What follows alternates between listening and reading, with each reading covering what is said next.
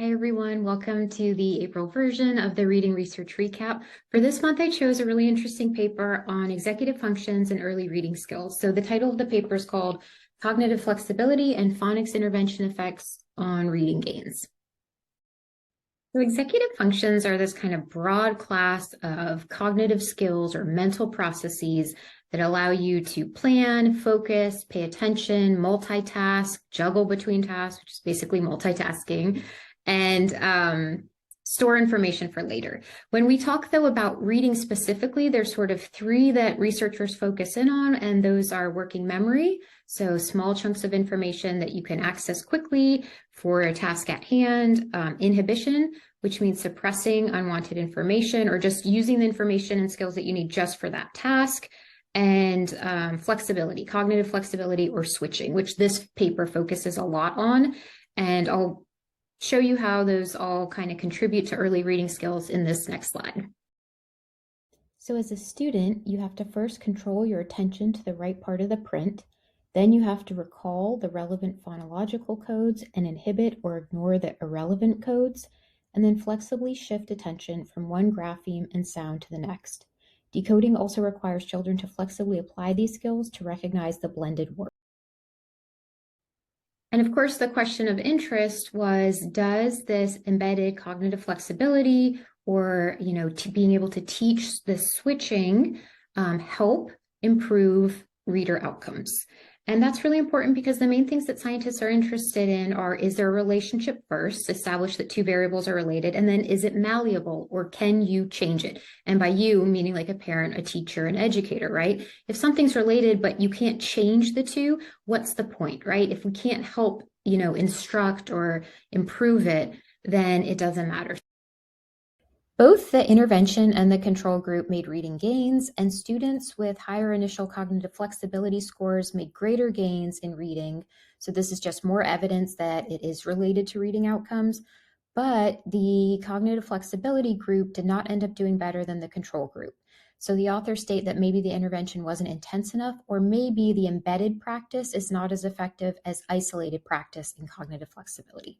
So main take-home point is that more research is needed to see how we can make cognitive flexibility increase reading scores. So we know it's related, but we don't yet know if it's malleable enough.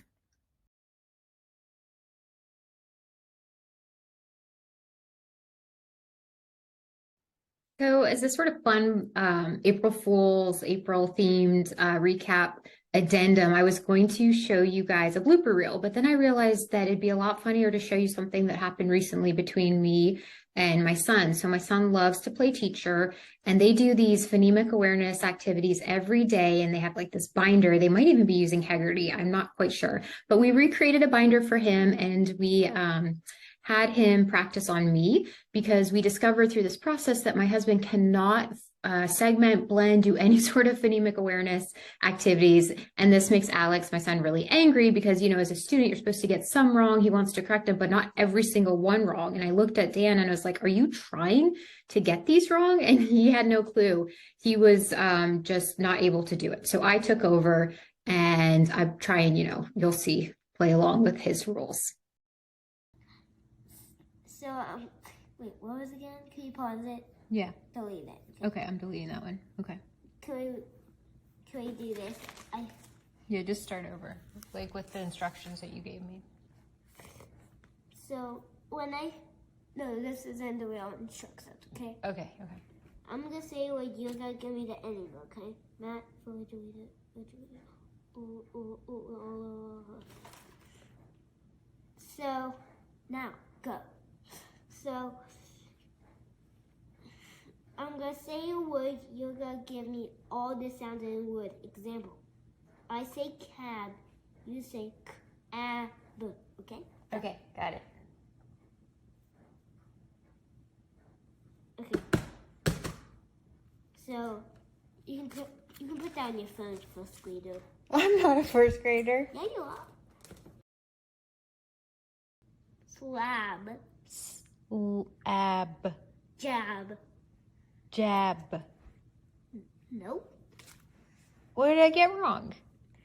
Jab, you said the word and you repeated me. is you have to say j-a-b. Whoa, angry teacher. J-a-b. Grab, gab. G-a-b. You're gonna tell me, I'm gonna say a word, you're gonna give me you're gonna give me the two sounds. Like, example, today. Today. Day. Okay? Okay. Today. Today. Off. Off. Check. Doesn't that have more than two sounds? It could be check. Ooh. After check comes chick, then lunch, then job, then tent, then song, then on the next page, which is a lot more pages. Do you want me to do the entire thing?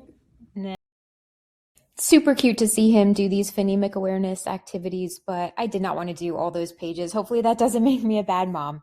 Anyways, hopefully you enjoyed this recap. All right, that's all that I have for April, and I'll see everyone in May.